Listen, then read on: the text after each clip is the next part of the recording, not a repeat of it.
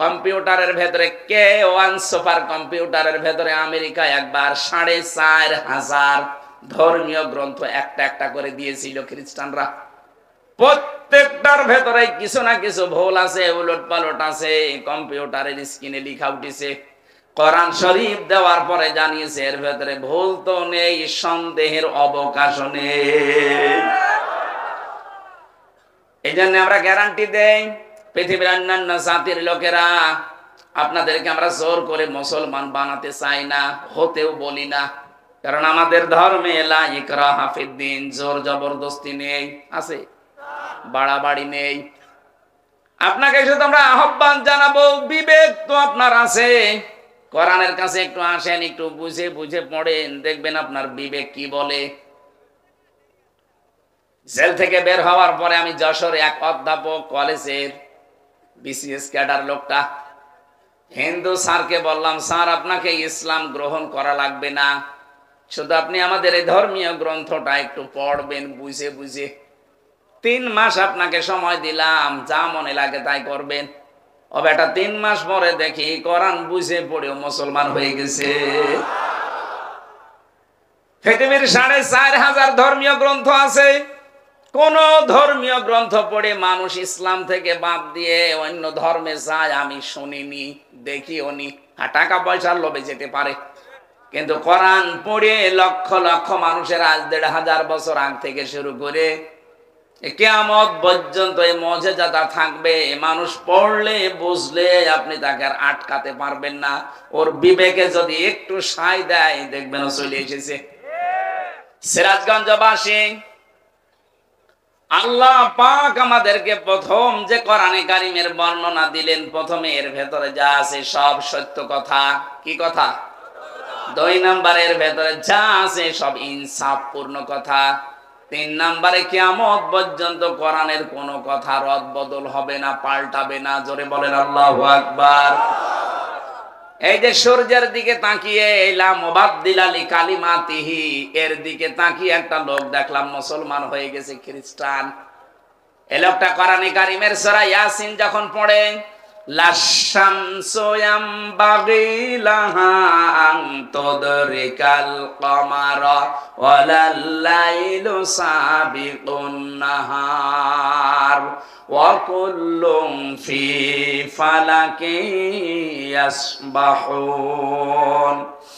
আল্লাহ পাক বলেন, সূর্য যেখানে যার যে কক্ষপথ আছে, চন্দ্রের যে কক্ষপথ আছে, ঠিক ওই পথে চলাফেরা করছে।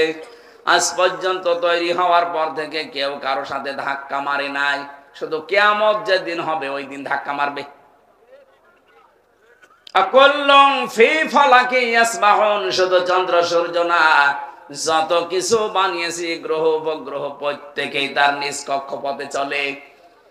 এটা ওই সময় দেখেছিলাম গ্যালিলিও এ কথাটা যখনই কোরআনের বিপক্ষে অবস্থান নিয়েছে, ওদের ধর্মীয় গ্রন্থ যেটা আছে, গ্যালিলিও যেহেতু একজন খ্রিস্টান, ওদের ধর্মীয় গ্রন্থ যেটা ওরা তাওরাত বলে চালিয়ে দেয়, ইনজিল বলে চালিয়ে দেয়, ত্রিপিটক বলে চালিয়ে দেয়, ওই সমস্ত গ্রন্থে লেখা আছে এই পৃথিবী স্থির, সূর্য ঘুরতেছে।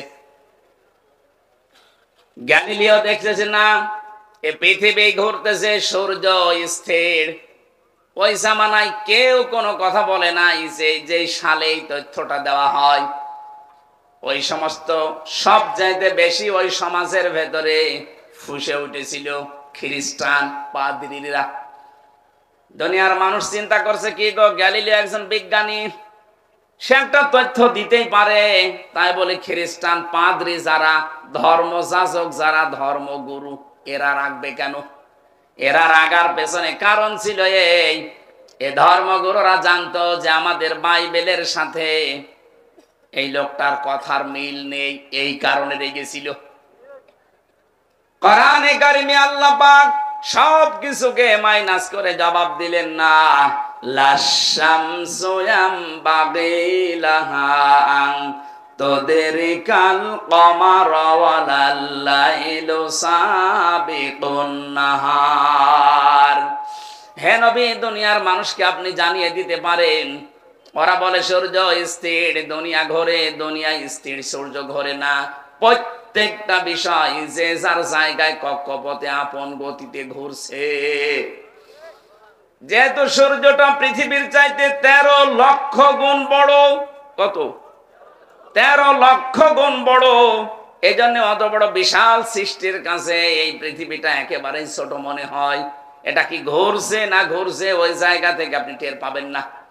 এমনকি এত বড় এত ছোট পৃথিবী থেকে অত বড় বিশাল সৃষ্টি আপনি দেখলেও অণুবীক্ষণ যন্ত্র এখন যেটা আবিষ্কার হয়েছে, অ্যাপোস্ট্রোস্কোপি নাকি যেন একটা আছে, এইটা দিয়ে প্রায় হাজার হাজার মাইল দূর থেকে আপনি এই চোখের মাধ্যমে এটা মেশিন লাগিয়ে দেখে বুঝতে পারবেন যে এত দূর থেকে ছবি তুলে সে ক্যাচ করে নিজের কাছে নিয়ে আসতে পারে।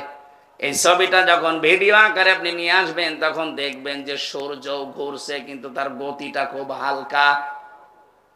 কোরআনে কারিমের এই আয়াতটা চিন্তা করে যে কি এতদিন পর্যন্ত আমরা যা বলেছি সূর্য ঘোরে পৃথিবী স্থির, পৃথিবী ঘোরে সূর্য স্থির, তো না। এখন দেখছি দিন যত যাচ্ছে কোরআনের এই আয়াতটা তত প্রতিফলন হচ্ছে। আল্লাহ পাক বলেন সানুরিহিম আয়াতিনা ফিল আফাকি, আমি অতি শীঘ্রই তোদেরকে দেখাবো আমার আয়াত। এই দিক দিগন্তে যেগুলো আছে আমার নিদর্শন, এগুলো তোদের দেখাবো। অফি আনফুসিহিম, এবং তোদের এই শরীরের ভেতরে যেগুলো আছে এইগুলো আমি তোদেরকে দেখাবো।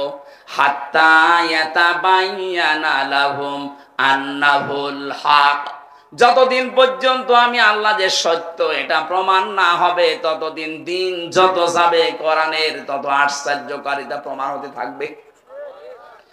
বিজ্ঞান এখন যে অফি আনফুসিহিম এই শব্দটা নিয়ে চেষ্টা চালিয়েছে, গবেষণা।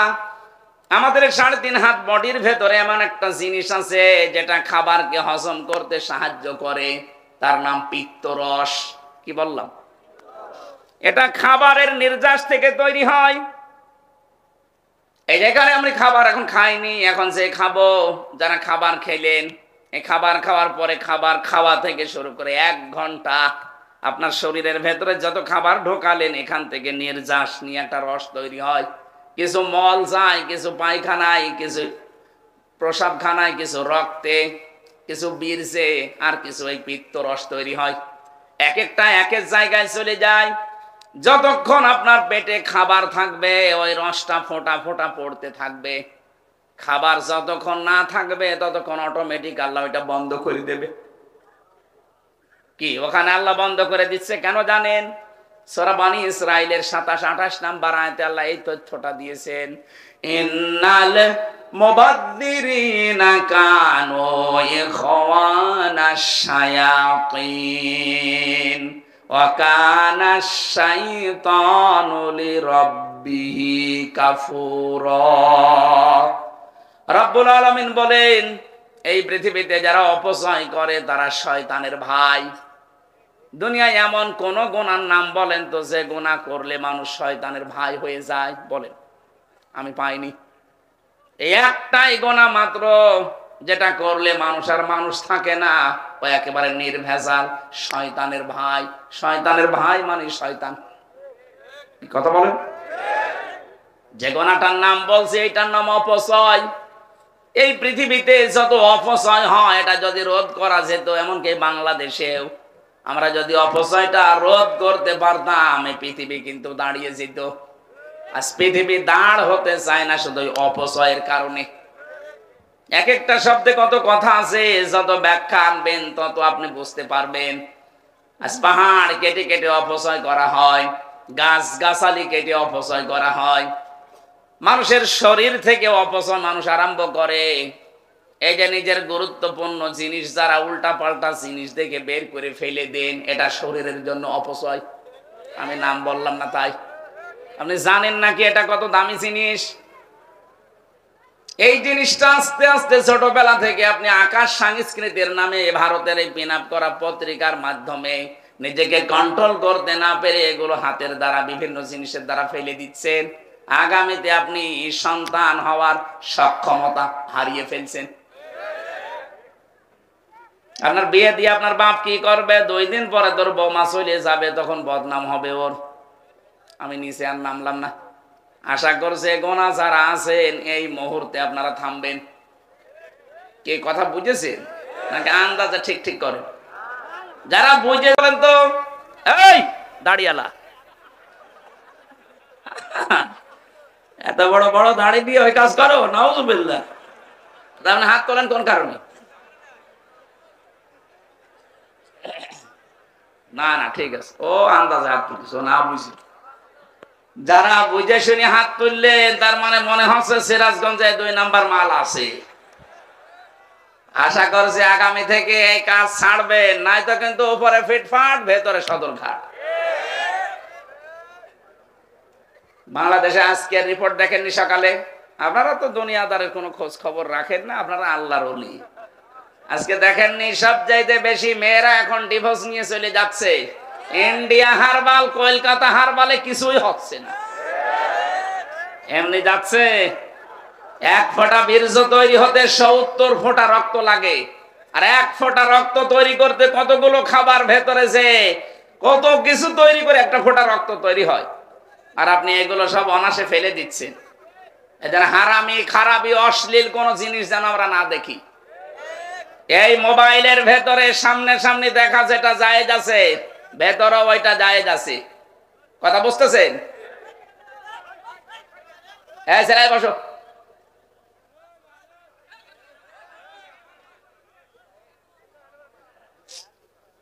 তো ঝামেলা দেখছে, মাহফিলে এগুলো বন্ধ করে দিতে হবে, সামনে থেকে একেবারে সব বন্ধ করে দেবে। আমার ভাইরা, এই মোবাইলে যারা এমন দৃশ্য রেখে দিয়েছেন যেটা নিজে দেখলে আনন্দ লাগে, অন্য কেউ দেখলে লজ্জা লাগে, এটা কবিরা গুনাহ। এই মুহূর্তে এটা যদি ডিলিট না করেন, এই অবস্থায় যদি মারা যান, গোনায়ে জারিয়া এটা জারি থাকবে। অনেকে বলে হুজুর সাদগায়ে জারিয়া, আরে ভাই সাদগায়ে জারিয়া যেমন আছে, গোনায়ে জারিয়াও আছে।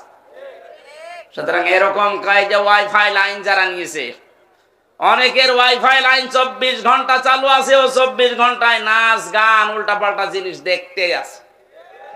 না এরকম পরিবার নেই? বলেন। আপনি নাই মরে গেলেন, আপনি ওয়াইফাই নাম্বার কত আল্লাহর ওলিকে দিয়ে গেলেন, ওরা তো সব সময় মনে হয় আল্লাহর কথা শোনে নাকি? এই জন্য এমন কাউকে পাসওয়ার্ড দেওয়া যাবে না, ওয়াইফাই নাম্বার দেওয়া যাবে না, যারা মনে করেন যে এগুলো দিলে ও উল্টা পাল্টা কাজে লাগাবে, না তারে দেওয়ার দরকার নেই। আপনি মরে যাওয়ার পরে যদি সত্যি ওটা জারি থাকে, আপনি তো কবরে আছেন, ও তো এদিকে কাজ চালাচ্ছে।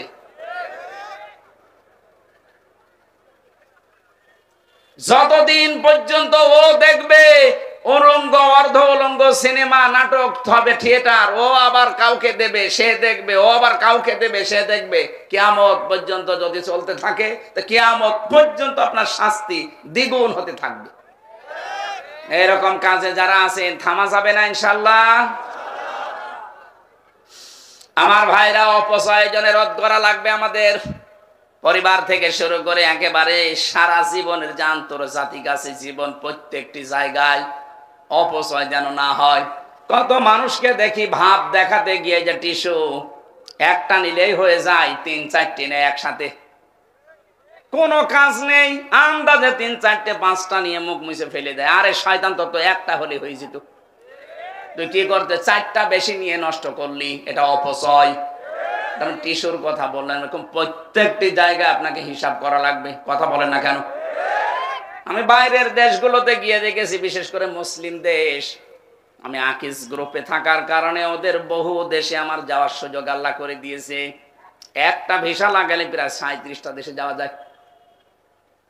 এই সমস্ত জায়গায় মুসলমান দেশগুলোতে যে দেখলাম যত অপচয় হয়, যদি সত্যি আমরা রোধ করতে পারতাম, বিশ্বের যত গরিব দেশ আছে ওই অপচয়ের দিয়েই চলতে পারতো।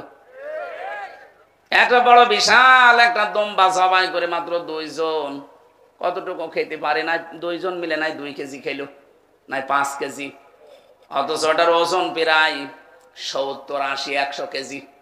এই 2 জনে 5 কেজি খেয়ে বাকিটা সব নষ্ট করে ফেলে দেয়। সম্পদ আল্লাহ দিয়েছেই বলে আপনি অপচয় করতে পারেন না।